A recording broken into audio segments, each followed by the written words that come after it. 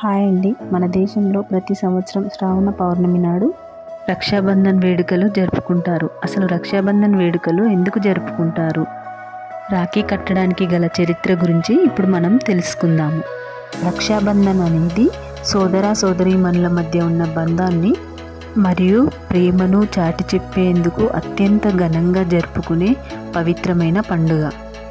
ఎంతటి కఠిన పరిస్థితుల్లో అయినా తన సోదరుడు తనకి అండగా నిలుస్తాడని భావిస్తూ తనకి రక్షణగా ఉండటానికి ప్రతి ఒక్క సోదరీమణి తన సోదరునికి రాఖీ కడతారు. చిన్నప్పుడు అన్నా చెల్లెలు, అక్క తమ్ముడు ప్రతి చిన్న విషయానికి అస్తమానం గొడవపడుతూ ఉంటారు. కానీ పెరిగి పెద్దయ్యాక ఒక్కసారిగా మారిపోయి సీక్రెట్స్ షేర్ చేసుకునే అంత ఫ్రెండ్స్ లాగా మారిపోతారు. ప్రతి ఒక్కరి జీవితంలో ప్రేమను, ఆత్మీయతను, అనురాగాన్ని పంచే అన్నదమ్ముల ప్రేమను సెలబ్రేట్ చేసుకునే విషయంలో రక్షాబంధన్కి ఎంతో ప్రత్యేకత ఉంది.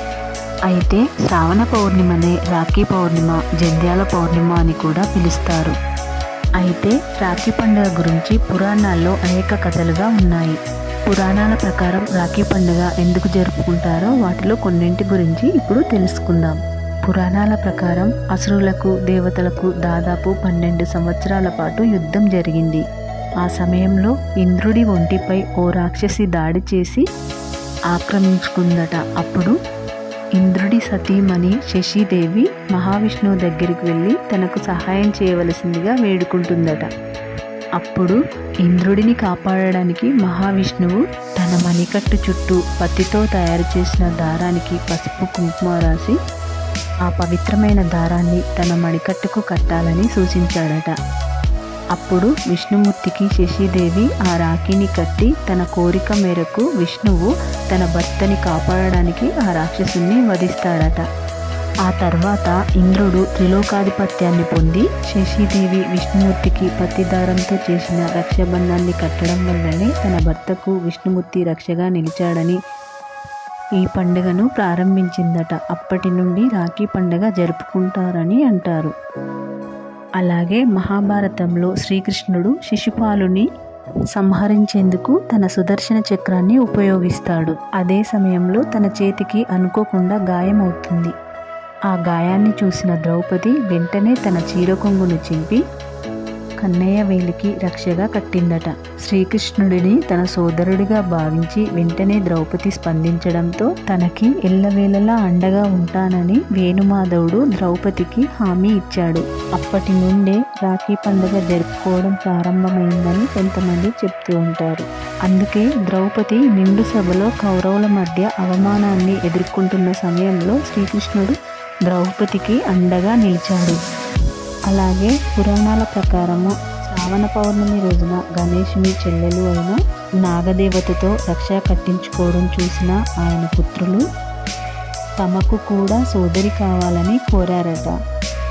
అప్పుడే గణేశుని కళ్ళ నుండి సంతోషిమాత ఆవిర్భవించిందని చెప్తారు. అవివాహితులు, పిల్లలు లేని జంటలు శ్రావణ పౌర్ణమి రోజున సంతోషిమాతను భక్తి శ్రద్ధలతో పూజిస్తారు. ఈరోజు సంతోషిమాతను భక్తి శ్రద్ధలతో పూజిస్తే తమ కోరికలు నెరవేరుతాయని భక్తులు నమ్ముతారు. అలాగే కేరళలో జరుపుకునే ఓనం పండుగ అంటేనే అందరికీ గుర్తొచ్చేది బలిచక్రవర్తి.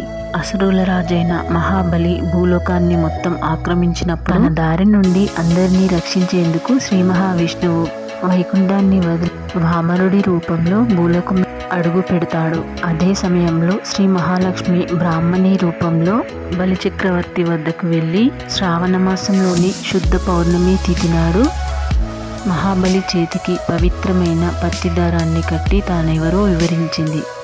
తన భర్తని ఎలాగైనా తిరిగి వైకుంఠానికి పంపాలని కోరుకుంది. అందుకే తన భర్తని పసుపు కుంకుమలని కాపాడడానికి సోదరుడు ఎప్పుడూ అండగా ఉంటాడని ఎలాంటి పరిస్థితిలోనైనా తోబుట్టు భావిస్తూ అప్పటి నుండి ప్రతి సోదరి తన సోదరుడికి రాఖీ అనే పత్తిదారాన్ని చేతికి కట్టి తన సోదరుడు అండగా ఉండాలని రక్షాబంధన్ వేడుకలు జరుపుకుంటారు. అప్పటి నుండి ప్రతి సోదరి తన సోదరుడికి రాఖీ కడుతూ నేను నీకు అండ, నువ్వు నాకు అండ అని భావిస్తూ ఆనవాయితీగా జరుపుకోవడం వస్తుంది. ఈ వీడియో కనుక మీకు నచ్చినట్లయితే ప్లీజ్ లైక్ చేసి, షేర్ చేసి, సబ్స్క్రైబ్ చేసుకోండి.